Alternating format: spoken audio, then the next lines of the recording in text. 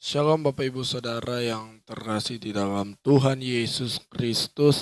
Mari pada hari ini kita mau memulai true prayer kita. Namun sebelum itu kita siapkan hati kita mau sembah Tuhan.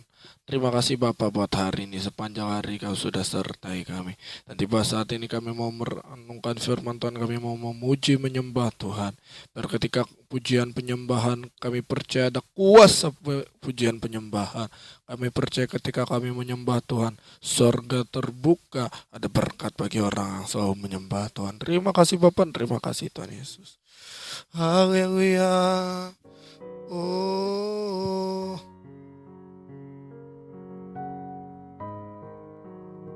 haleluya. Yesus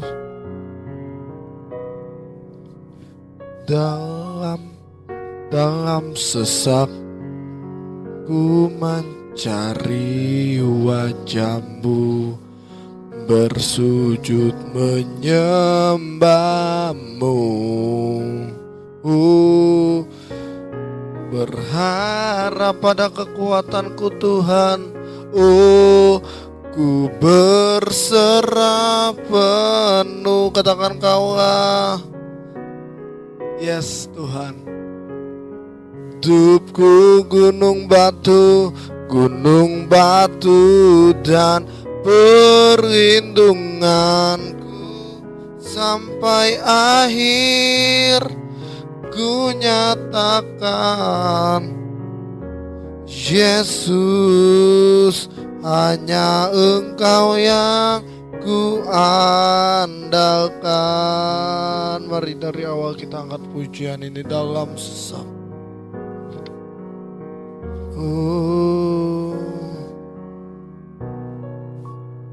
Dalam sesak kami mencari wajah-Mu Tuhan. Wajah-Mu, bersujud menyembah-Mu Bapa. Yes. Tak lagi berharap pada kekuatan kami Tuhan. Berharap pada kekuatanku, ku berserah penuh. Oh, sandaran hidupku, gunung batu dan perlindunganku sampai akhir. Ku nyatakan Yesus, hanya Yesus Kaulah sandaran hidupku, gunung batu dan perlindunganku sampai akhir. Ku nyatakan Yesus, hanya Engkau yang ku andalkan. Mari sembah Dia. Oh, terima kasih Bapa. Kaulah sandaran hidupku. Katakan gunung batu, Kau perlindungan kami Tuhan. Oh, sampai akhir ku nyatakan.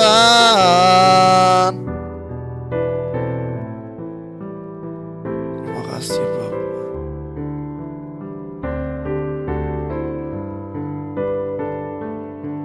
Gunung batuku dan perlindunganku sampai akhir. Ku nyatakan Yesus, hanya Engkau yang ku andalkan. Yesus, oh sampai akhir. Ku nyatakan Yesus, hanya Engkau yang ku andalkan. Yesus, hanya Engkau yang ku andalkan. Mari sembah Dia.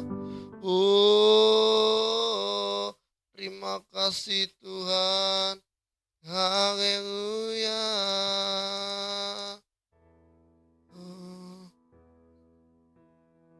inilah yang ku renungkan setiap waktu. Katakan nyanyian pujian dan kepadamu,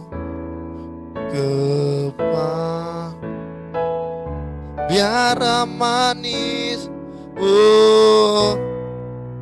biar manis kau dengar Tuhan, manis kau dengar Tuhan, dan hatiku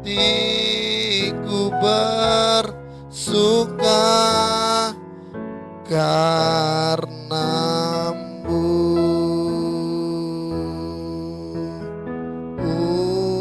Inilah yang ku renungkan setiap waktu Bapa. Nyanyian pujian, biar nyanyian pujian penyembahan kami berkenan bagi Tuhan, biar hidup kami jadi dupa yang berbau harum di hadapan Bapa. Kepadamu, oh, biar manis, manis kau dengar Tuhan, manis kau dengar. Oh Yesus, Tuhan, dan hatiku bersuka karenamu, dan hatiku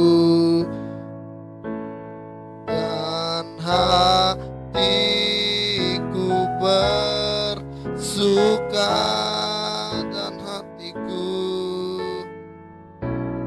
karenamu. Haleluya. Oh, mari sembah Yesus. Terima kasih Bapa, Kau Allah yang begitu besar.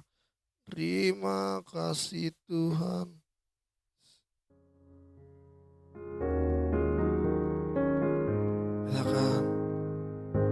Sejuta rasa di jiwa, rindukan pelukmu Bapa. Izinkan ku untuk menyembah dengan apa yang ku punya. Tiada yang lebih berharga timu Bapa. Katakan biarkan aku menyembah, hatiku milikmu seutuhnya. Mari sembah. Oh, biarkan kami menyembah. Sari jiwa, rindukan pelukmu Bapa. Izinkan ku untuk menyembah dengan apa yang ku punya. Tiada yang hanya pribadimu Bapa.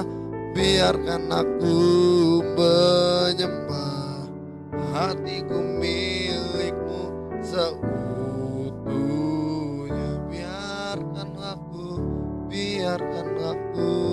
menyembah, hatiku milikmu seutuhnya. Biarkan aku, hatiku milikmu seutuhnya.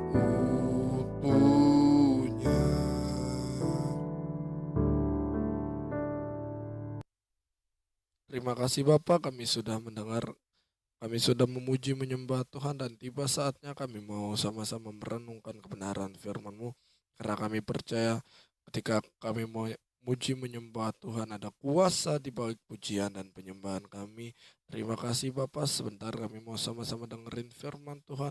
Sampaikanlah kebenaran yang memerdekakan hidup setiap kami berbicaralah. Karena kami siap untuk mendengarkannya di dalam nama Tuhan Yesus. Amin. Amin. Amin. Engkau adalah Allah yang peduli, Engkau adalah Allah yang mengerti di dalam kehidupan kami. Tiada satupun yang luput dari pandangan-Mu, tiada satupun yang luput dari tangan-Mu. Sampaikan isi hati-Mu, sampaikan firman-Mu, sampaikan kebenaran dan kebenaran yang memerdekakan hidup kami. Di dalam nama Tuhan Yesus, setiap kita yang percaya diberkati, sama-sama berkata, amin. Silakan duduk. Apa kabar? Sehat, kuat, makmur, panjang umur, awet muda diberkati Tuhan. Amin. Hari ini minggu terakhir di bulan April, ya. Ada 5 minggu di bulan April. Kalau biasa kita ada cuma 4 minggu, ini 5 minggu. Haleluya.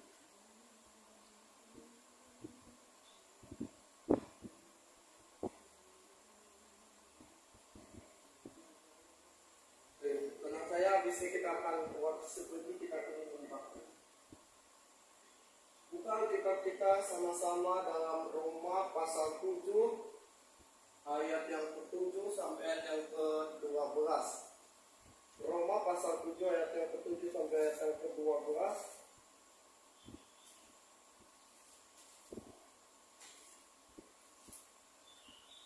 Roma 7 ayat 7 sampai ayat yang ke-12. Satu, kita baca bergantian. 1, 2, 3. Jika demikian, apakah yang hendak kita katakan? Apakah hukum Taurat itu dosa? Sekali-kali tidak. Sebaliknya, justru oleh hukum Taurat, aku telah mengenal dosa karena aku juga tidak tahu apa itu keinginan. Kalau hukum Taurat mengatakan jangan mengingini. Tetapi dalam perintah itu dosa mendapat kesempatan untuk membagikan di dalam diriku rupa-rupa keinginan tanpa hukum Taurat dosa mati. Daulah umat hidup tanpa hukum Taurat, akan tetapi sesudah perintah itu dosa mulai hidup. Sebaliknya aku mati dari perintah yang seharusnya membawa kepada hidup, ternyata begitu justru membawa kepada kematian. Sebab dalam perintah itu dosa mendapat kesempatan untuk menipu aku, dan oleh perintah itu membunuh aku. Sama-sama. Jadi hukum Taurat adalah kudus dan perintah itu juga adalah kudus, benar dan baik. Siapa yang tidak memiliki dosa? Siapa yang di dalam kehidupannya tidak berdosa? Ada? Ketika kita berkata semua orang berada dalam dosa, apakah inti dari persoalan dosa itu? Karena Paulus jelas berkata, apakah hukum Taurat adalah dosa? Hari ini kita akan membahas tentang apakah hukum Taurat adalah dosa.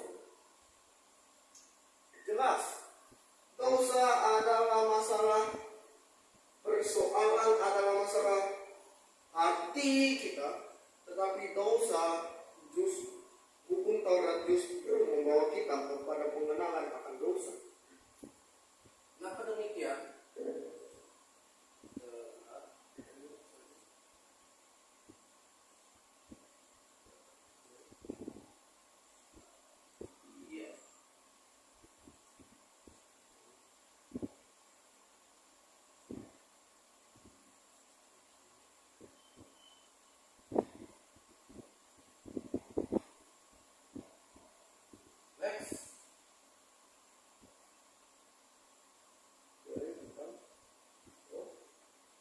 Dosa itu membunuh, dosa itu menghancurkan, dan dosa merusak hubungan kita dengan Allah. Adam jatuh ke dalam dosa, makanya dia jauh dari Allah. Daud jatuh dalam dosa perzinahan, makanya dia mendapat hukuman dari Allah. Dan dosa adalah masalah yang serius. Ayub pasal 1 ayat 5 kita baca 1, 2, 3. Setiap kali apabila hari-hari pesta telah berlalu, Ayub memanggil mereka dan memutuskan mereka. Keesokan harinya pagi-pagi bangunlah Ayub mempersembahkan korban bakaran sebanyak jumlah mereka sekalian. Sebab pikirnya, mungkin anak-anak itu sudah berbuat dosa dan telah mengutuki Allah di dalam hatinya. Demikianlah dilakukan Ayub senantiasa. Kata senantiasa artinya apa sih? Senantiasa itu artinya selalu. Senantiasa itu artinya sering. Makanya pandangan Ayub adalah pandangan tentang dosa. Dia berkata, apa? Jangan-jangan anakku telah berbuat dosa. Jangan-jangan Allah murka. Jangan-jangan begini. Konsep Ayub ini, pemikiran Ayub adalah pemikiran yang sangat-sangat kecil tentang Allah. Dia selalu memikirkan dosa sehingga hasilnya karena yang kutakutkan itu yang menimpa aku dan yang kucemaskan. Kadang kita berpikir, jangan-jangan Allah begini, jangan-jangan Allah begitu, jangan-jangan saya dihukum Allah, atau jangan-jangan saya berdosa.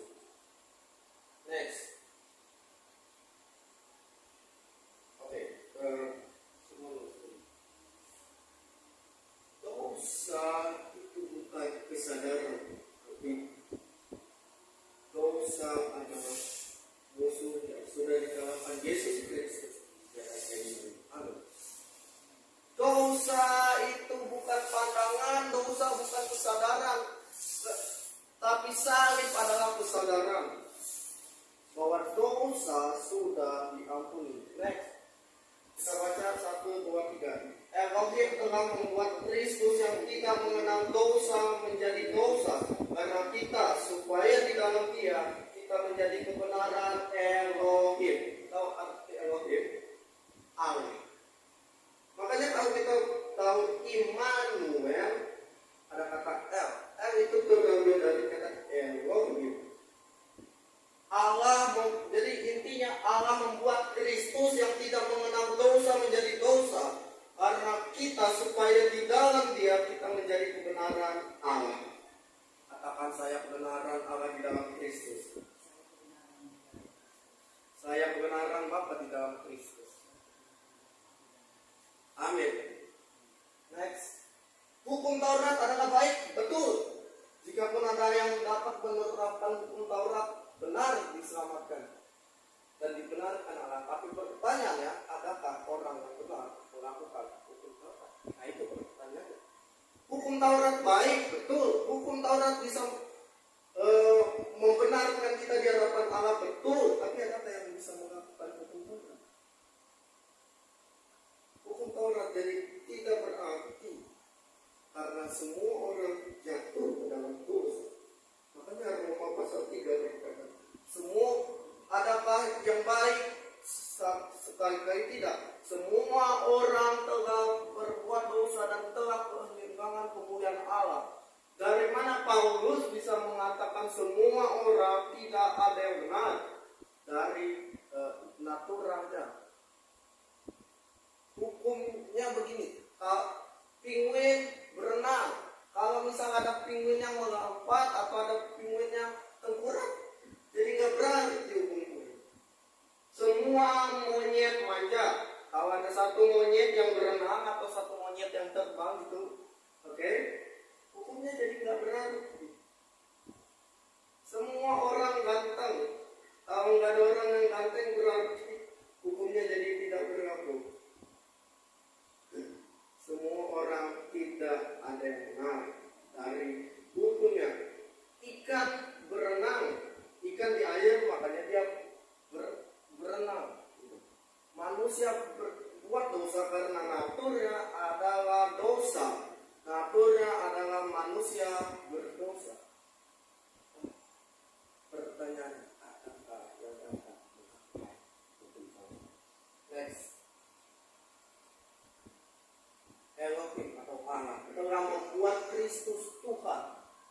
tidak berdosa menjadi dosa. Apakah Kristus itu orang berdosa semua? Tidak, tapi dia jadikan dosa. Dia jadi terkutuk karena digantung di atas kayu salib. Dalam Galatia 3 ayat 19 berkata, terkutuklah orang yang digantung atas kayu salib. Artinya kayu salib itu hina, kayu salib itu terkutuk. Dia dijadikan terkutuk supaya kita menjadi Elohim, sama-sama Elohim atau Allah telah membuat Kristus Tuhan yang tidak berdosa menjadi dosa. Apakah Kristus itu orang berdosa? Sama-sama tidak. Tapi dia dijadikan dosa. Dia jadi terkutuk karena digantung di atas kayu salib. Galatia 3 ayat 19. Kenapa hukum Taurat itu mengakhirkan dosa? Jawabannya adalah karena hukum Taurat itu adalah mulia, benar, kudus. Kasihlah Tuhan Allahmu dengan segenap hatimu, dengan segenap kekuatanmu, dan dengan segenap akal budimu. Kasihilah sesamamu manusia seperti dirimu sendiri. Apakah yang bisa menentukan? Semua orang telah berdosa dan telah kehilangan kebenaran. Sekalipun dia pakai masker rohani, pakai topeng rohani untuk menutupi berdosa. Sekalipun orang Farisi, semua orang telah kehilangan kemuliaan Allah. Next. Apa hukum Taurat itu baik? Baik. Karena jadi hukum Taurat adalah kudus dan perintah itu adalah kudus dan benar dan baik. Baik, tapi semua orang sekali lagi telah berdosa dan telah kehilangan kemuliaan Allah. Solusinya 2 Korintus 5:21. Elohim telah membuat Kristus yang tidak mengenal dosa menjadi dosa supaya kita dibenarkan menjadi kebenaran Elohim. Amin. Next. Dosa sudah ada jauh sebelum hukum Taurat ada, tapi tidak diperhitungkan. Roma 4 ayat 5 pasal 1, 2, 3. Karena hukum Taurat membangkitkan murka, tetapi di mana tidak ada hukum Taurat, di situ tidak ada pelanggaran. Sama-sama lagi 1, 2, 3. Karena hukum Taurat membangkitkan murka, tetapi di mana tidak ada hukum Taurat, di situ tidak ada pelanggaran. Dosa sudah ada betul, tapi dosa tidak terlalu diperhitungkan karena belum ada hukum Taurat. Bisa jadi kita yang orang di jalan ngeluput gitu atau melanggar lampu merah, tapi anggap kata di Indonesia masih belum ada peraturan, itu tidak diperhitungkan, tidak terlalu belum ada hukum yang berlaku. Sama jika hukum Taurat belum ada, dosa diperhitungkan, tapi tidak dianggap pelanggaran. Tetapi di mana tidak ada hukum Taurat, di situ tidak ada pelanggaran. Dosa sudah ada betul, tapi dosa tidak diperhitungkan. Di mana tidak ada hukum Taurat, tidak ada pelanggaran.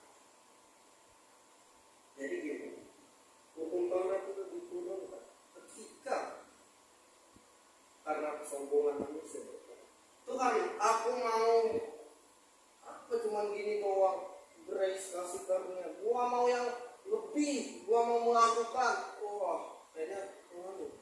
Padahal belum hukum Taurat semua orang itu diberi cuma-cuma. Tapi ketika ada hukum Taurat turun, yang pertama, jangan ada padamu Allah lain di hadapanku. Yang kedua, jangan sujud menyembah kepadanya. Ingatlah dan kuduskanlah hari Sabat.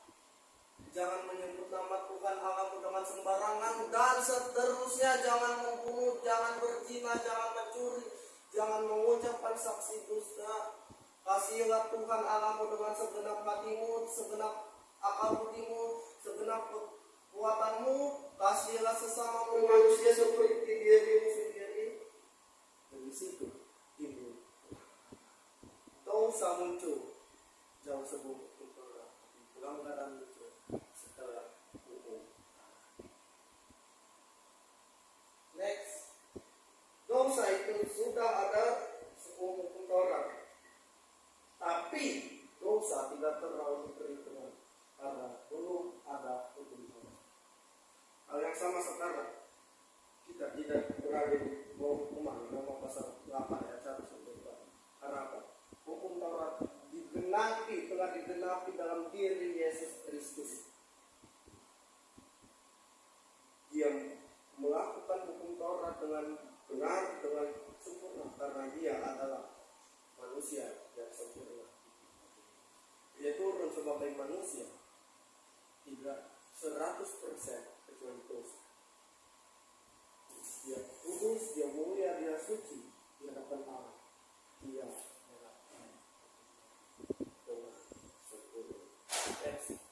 Hukum Taurat itu seperti cermin, bagaikan cermin, karena hanya memperlihatkan kegagalan, kebodohan yang pernah kita lakukan, tapi tidak dapat untuk berhenti. Coba kita ke cermin habis bangun tidur. Wah, rambut berantakan, baju kotor, bulu matanya berantakan, ada berantakan lah. Tapi apakah cermin bisa memperbaikinya? Cermin justru akan memperlihatkan keberantakan. Terus hukum Taurat yang memperlihatkan dosa, tetapi sekali lagi tidak dapat memperbaikinya. Dimana tidak ada hukum Taurat, tidak ada. Next. Contohnya begini, Amsal 9 ayat 17. Sekali lagi ini ya, bukan perkataan Tuhan tapi perkataan orang-orang bodoh. Di sini ditulis berikutnya, ucapan orang tidak beriman. Air curian manis dan roti yang dimakan dengan sembunyi-sembunyi lezat. Jangan kita pas bilang gini, Alkitab bilang air curian manis, pas ada air curiannya si Joko kita minum, wah manis. Ini ucapan maling, ucapan orang berdosa katanya, ucapan orang-orang yang tidak beriman. Tapi kenapa ditulis? Karena ini sebetulnya ada seperti manusia pada saat air curian manis, pada saat si Joko mau minum, kebuat kencing, kebuat BAB, dia tinggal ke toilet, dia minum, manis banget ya, dia ditambah gula. Next, contoh, jangan membunuh, jangan berzina. Tapi apakah ada manusia yang tidak pernah membunuh, tidak pernah berzina? Contoh sederhananya gini, jangan mencuri. Ada yang mencuri. Jangan mengucapkan saksi dusta, jangan mengingini sesama pas dengar mobil tetangga. Baru banget ya.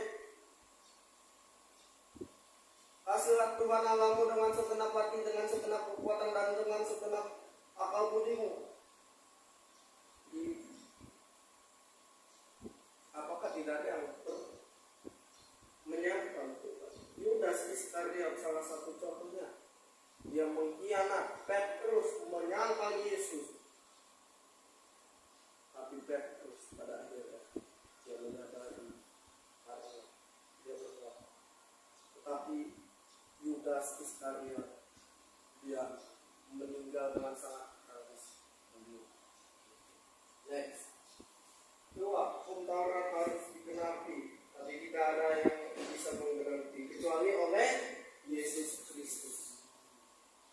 Baca bersama 1, 2, 3. Janganlah kamu menyangka bahwa aku datang untuk meniadakan hukum Taurat atau kitab para nabi. Aku datang bukan untuk meniadakannya, melainkan untuk menggenapi. Bukan untuk meniadakan, tapi untuk menggenapi. Karena tidak ada yang bisa menggenapi. Sekali lagi 1, 2, 3. Janganlah kamu menyangka bahwa aku datang untuk atau kita para nabi. Aku datang bukan untuk meniadakan, melainkan untuk menggenapi.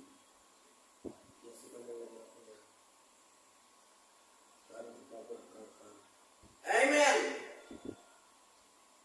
Next. Yesus yang sempurna datang untuk menggenapi hukum Taurat yang sempurna, menggantikan kita yang tidak sempurna. Alkitab berkata, di dalam kelemahanmu kuasaku bekerja. Ketika kita lemah, ketika Petrus mulai tenggelam, ketika dia berjalan di atas air, dia berkata, Tuhan, God help me. God help us. God help my family. God help my world. Tuhan tolong saya, Tuhan tolong kami, Tuhan tolong keluarga saya, Tuhan tolong kami. Ketika Petrus memandang kepada salib, ketika Petrus memandang kepada Yesus, badai pun hilang. Petrus dan teman-teman mengajak Yesus bilang, jika kita mengizinkan Tuhan masuk ke dalam perang hidup kita, badai bisa sampai datang, tapi tidak akan dibiarkan kita sampai terbiarkan. Amin. Next. Sebab di dalam Dia dan oleh darahnya kita beroleh penebusannya itu pengampunan dosa menurut kekayaan kasih karunia. Dia kaya, Dia mulia. Tuhan yang maha kaya dan maha mulia akan memenuhi segala kebutuhan saudara menurut apa yang telah dilakukan Kristus Yesus bagi. Filipi 4 ayat 19 bagian F ayat. Allahku akan memenuhi segala keperluanmu menurut kekayaan dan kemuliaan-Nya dalam Kristus Yesus. Bahasa versi lain, sebab oleh kematian Kristus kita dibebaskan oleh Allah. Berarti Ia sudah mengampuni kita dari dosa-dosa. Sebab oleh kematian Kristus kita dibebaskan oleh Allah. Berarti Ia sudah mengampuni dosa-dosa. Ketika Yesus mati, Dia berkata, Tetelestai, sudah selesai. It finished. It's over. Sudah selesai. Bapa, ampuni mereka, sebab mereka tidak tahu apa yang mereka. Yesus adalah Sang Kasih Karunia. Hukum Taurat penuh untuk kita sempurna. Maka dari itu Ia datang untuk menerima kita apa adanya, tapi tidak membiarkan kita. Dia akan memenuhi segala keperluan kita menurut kekayaan dan kemuliaan-Nya. Allah peduli, Allah mengerti segala persoalan yang kita hadapi. Tak akan pernah dibiarkannya ku bergumul sendiri, sebab Allah mengerti. Habis itu kita berdoa. 3. Keselamatan adalah kasih karunia. Efesus 8 ayat Efesus 2 ayat 8 sampai 10. Sebab karena kasih karunia kamu diselamatkan oleh iman, bukan hasil usahamu, tetapi pemberian Allah itu bukan pekerjaanmu. Jangan ada orang yang memegahkan diri, karena kita ini buatan Allah, diciptakan dalam Kristus Yesus untuk melakukan pekerjaan baik yang dipersiapkan Allah sebelumnya. Gini loh, diciptakan itu ada dua, maksudnya diciptakan dari yang belum ada jadi ada, atau diciptakan dari yang sudah ada menjadi ada. Nah, ini bagian kita adalah diciptakan dari yang belum ada. Kenapa? Karena ku telah mati dan tinggalkan. Kita mati, tapi dibangkitkan dalam diri Yesus Kristus yang menciptakan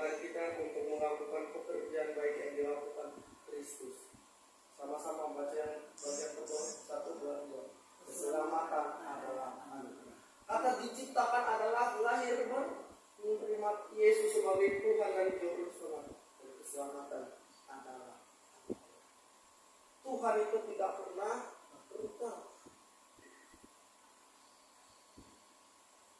Ada di warung begini, jangan tidak menerima uang atau berhutang. Apa begini?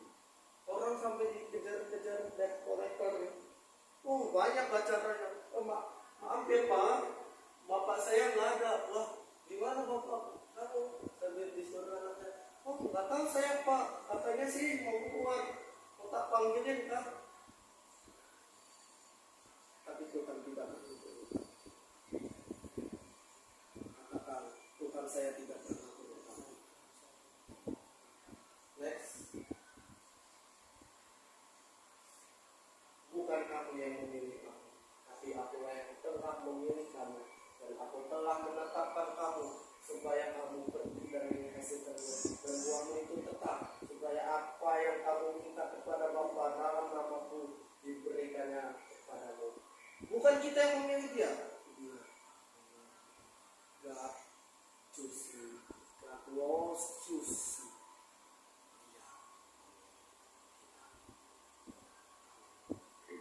Kita nyanyi lagu Anak Peduli.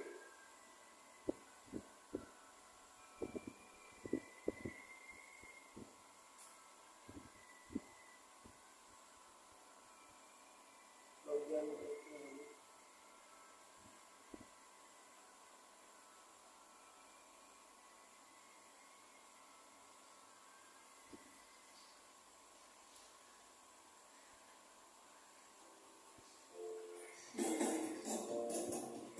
Allah mengerti, Allah peduli. Segala persoalan yang kita hadapi, Dia adalah Allah yang peduli, Dia adalah Allah yang mengerti.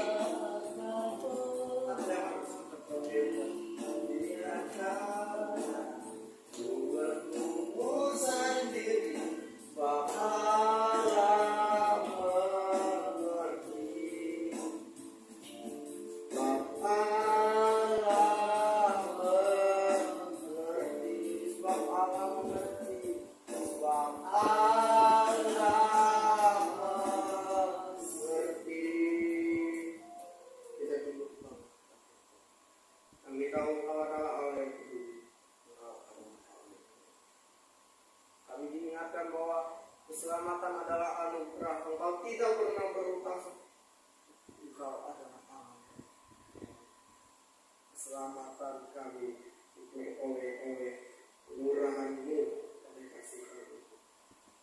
Isi untuk firman-Mu, isi untuk tuntunan-Mu Tuhan, kami berdoa bagi bangsa dan negara kami, di mana kasus kami mendengar banyak kasus-kasus kejahatan. Kami juga berdoa bagi pemilu tahun 2024 agar semuanya dilancarkan oleh Tuhan. Kasih karunia-Mu turun atas Indonesia. Kami lepaskan kasih karunia-Mu atas Indonesia. Pengurapan-Mu terjadi atas Indonesia. Kami juga berdoa bagi mereka yang sakit oleh bilur-bilur Tuhan Yesus. Mereka sembuh. Baik mereka yang bilur maupun sakit. Tuhan telah menunggu. Bagi hamba-Hamba-Mu yang Kau tetapkan dimanapun, pendeta, vikaris, penatua, diakon, penginjil, baik WL, singer, multimedia, baik juga pembersih gereja, Tuhan menolong mereka, Tuhan memberi tuntunan kepada mereka. Inilah doa dan seru kami di dalam nama Tuhan Yesus yang telah mengajarkan berdoa. Bapa kami yang di sorga, dikuduskanlah nama-Mu, datanglah kerajaan-Mu, janganlah kehendak-Mu di bumi seperti di surga.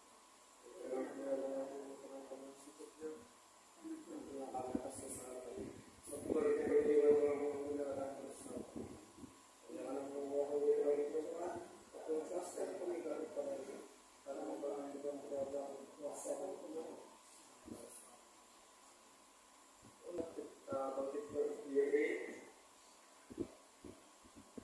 kasih karunia Tuhan Yesus Kristus dan kasih Allah Bapa dan persekutuan dari Allah Roh Kudus menyertai engkau sekarang, kekal selama-lamanya.